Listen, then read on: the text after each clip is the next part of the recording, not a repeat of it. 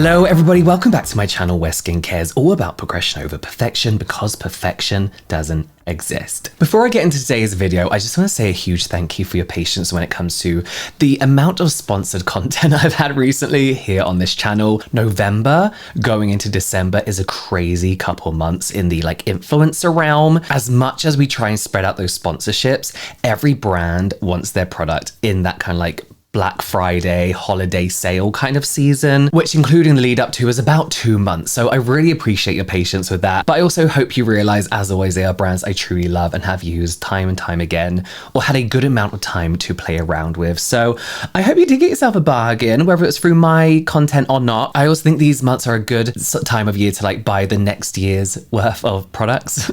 But let's get into today's topic. Recently, I've been reassessing, I guess, my evening moisturizers, kind of more like your overnight mask. But when it comes to an overnight mask, all they really are in general tend to be moisturizers that are a little bit thicker, as we know, right? They're usually a little bit more occlusive, or they have some kind of more potent active ingredient, which, to be honest with you, I don't look for in my moisturizers anymore. Let the serums do the job. Moisturizers just keep everything hydrated and moisturized for me. But I do enjoy that almost magical feeling of waking up with really dewy skin after a good night's sleep, right? Looking like you have your life together. So really, I look for these to plump my skin, hydrate, and just basically keep everything from drying out. And because my skin has been going through its phases, especially this year, a little bit dry, a little bit more reactive, I guess it's maturing. I want to compare 5 or 6, 1, 2, 3, 4, 6 completely different types of overnight treatments. I have some balms, I have some butters, I have some sticks for you, and some just general normal moisturizers. One that I'm a little bit nervous about recommending because it's like someone's grandmother's oil of Olay product from the 90s, but in a good way. I got some affordable, a few more luxury as well. So let's go product by product. I'm going to break down the ingredients a little bit, the claims, the textures, and more importantly, what kind of actual morning results do I get? I want to start with probably the best, probably something people already have at home, and that's the Vaseline all over body balm jelly stick. Unfortunately, we can't get the stick balm in the UK. I'm pretty sure most of Europe, actually. This is from America. I got this from, when did I get this? I want to say Target when I went there 2 years ago. It should still be in date, right? The shelf life is pretty long. I don't know. But this is going to be the simplest product in the lineup today. But honestly, I think one of the most reliable. It's literally Vaseline in stick form. And I love a good stick. It's just so easy to apply. It's convenient, it's clean, it doesn't warm up and liquefy in your hands, and most importantly, you don't get that weird digging into a jar when it comes to petroleum jelly. Not that I find that gross because of preservatives and stuff, but I just don't like having to scoop it out when it comes to Vaseline. I don't want to be doing that just before bed. So this is an occlusive, not hydrator or a treatment in any way. It just prevents that water from leaving the skin. It protects the barrier. It creates almost the ideal environment for your skin to repair itself overnight. Perfect on dry patches, around the eyes, lips, elbows, heels, spots of irritation. You know how Vaseline works. Basically anywhere you want to target overnight, especially for me, drier cheeks, and I can't get in the crevices here too. But let's talk about pore clogging, because whenever I talk about Vaseline, people are does it not clog your pores? And I can see why you'd think that when it comes to petroleum in general, right? It's thick, it's heavy, but it's what the industry would refer to as non-comedogenic, even though the comedogenic rating system is a bit, it physically cannot penetrate the pores because the molecular structure is so large. It just sits on the surface of your skin. Petroleum is one of the safest ingredients in dermatology. You find it in wound care, baby products, burn dressings. It's inert, I think the word is, meaning it doesn't react or interact with the skin in a negative way. It can actually help your skin repair itself. Not because this is repairing, but by obviously reducing water loss. It allows your skin to focus on healing rather than constantly trying to keep it hydrated. Do I still like to rinse this off properly? Yes, I do. Now, this won't give you that glass skin or peptides, a brightening or anything like that, because it's so simple, right? And it just works. The morning after, the areas I use this on always feel softer and genuinely just a lot more comfortable. You don't have that tight feeling. It's not heavy. It's not creasy in its stick form, I would say. It's just amazing. If you want to try slugging but don't want to commit to the full glossy face, just use this in certain areas where you think your skin needs that little bit extra. I do put this everywhere because it does leave a nice, even, light layer all over the face. A classic, you can't really go wrong with it, but you can just use a tub of Vaseline. I'm just being pedantic and fussy. So from probably the cheapest product in this lineup to the more expensive, Bloomeffects Royal Tulip Nectar.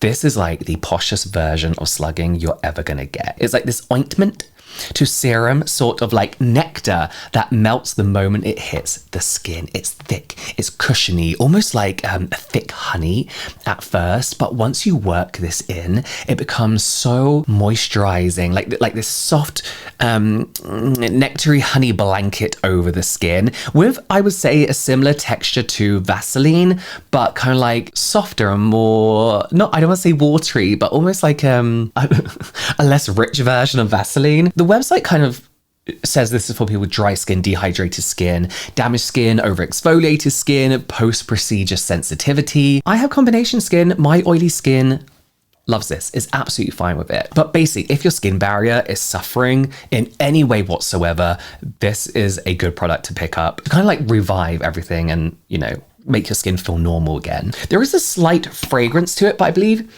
no, it's not. It smells a bit like bread. So we have in here sodium hyaluronate, hyaluronic acid. Can't get more basic hydrating than that. Obviously, it's humectant. It's going to give your skin that cushiony feel, alongside glycerin as well for that long-lasting hydration. But then we have silk amino acids, and these improve moisture retention and give your skin that like super soft, velvety finish. Peptides in here, like the small chains of amino acids that basically tell your skin, make a little bit more collagen if you can. But really, when it comes to like topical skincare, again, it's about plumping the skin. I kind of said this was similar to Vaseline, but unlike Vaseline, I don't want to wash this off in the morning because it doesn't feel like it's still sitting on your skin. It's skincare, you know, whereas Vaseline is Vaseline. But this is like someone melted honey with a gel cream. It's sticky for about a minute, and then you're suddenly like glowy and dewy and just like you've had a really, really good moisturizing session. So the morning results, much plumper skin, calmer complexion, smoother overall, a very subtle dewy look that is less like glass skin and more like, oh, my skin's well moisturized and hydrated. So if the idea of Vaseline makes the skin crawl a little bit, or it's maybe a little bit too boring for you, this gives you that same kind of occlusive kind of feel, but with actual skincare benefits layered in. Moving on to the next one, a little bit like mid-tier, I guess you can say, is Rhode Barrier Butter.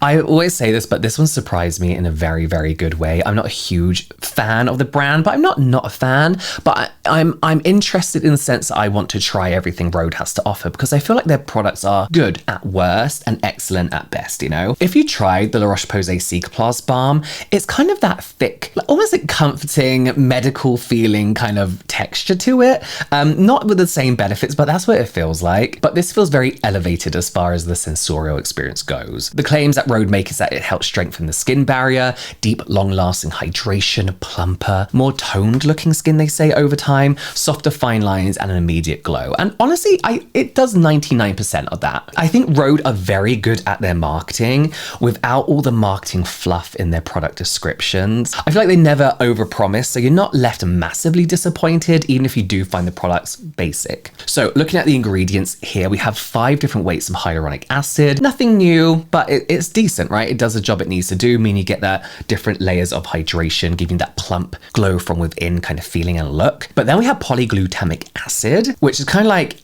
a much better hydrator in my opinion, kind of holding on to more water in the skin, giving you that cushiony kind of look and slowing down the moisture loss. Muru butter, it's going to moisturize without feeling greasy. Ceramides, of course, for barrier health, moisture loss prevention. It's a good, decent formulation, right? It's a nice product. But what I would say sets this apart from a lot of other decent, nice products is the texture. The texture and the application. It's so smooth. It's like rich but not heavy. It's thick but not suffocating. It just spreads so nicely, melts down so quickly. A tiny bit goes a very, very long way, and you wake up so glowy, not greasy, glowy. I will say that sometimes I wake up when I've used this and I still feel a little bit of product left on the skin, which is absolutely fine, but not in the sense that I want to rinse it off. But for me, I just kind of feel like that's done an excellent job at trapping everything in overnight. My skin looks fresher, it looks bouncier, it feels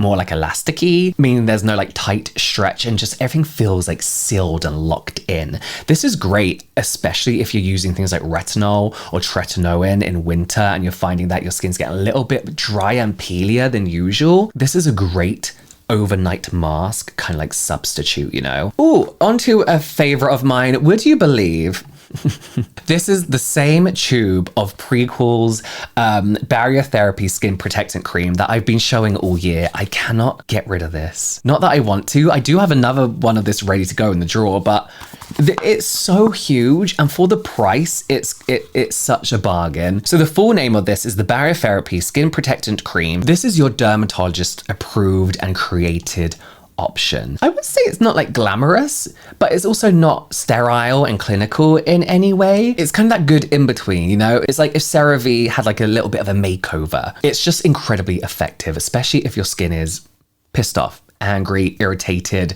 We have 1% colloidal oatmeal in here. Again, like that's in a fair few things. It's just a great skin protectant, helps with itching, irritation, eczema flare-ups. I think this is like approved by this Eczema Society or something. Rosacea is great for kind of providing like this protective barrier and like soothing the skin. Beta glucans. We have allantoin in here as well to soften the skin, calm irritation. Ceramize to help strengthen the skin barrier, support its resilience. And then we have a lipid complex of ceramides, cholesterol, and fatty acids, which is basically like the perfect ingredient that's going to mimic your natural barrier, helping the skin recover quickly, keep everything locked and secured in the skin. Locked and secured in the skin. This is somehow very lightweight, but still rich at the same time. It's going to sink into the skin, but it's not going to disappear by the morning. You'll put this on and you think, oh God, this is going to take so long to rub in, but it doesn't. It doesn't. Morning results.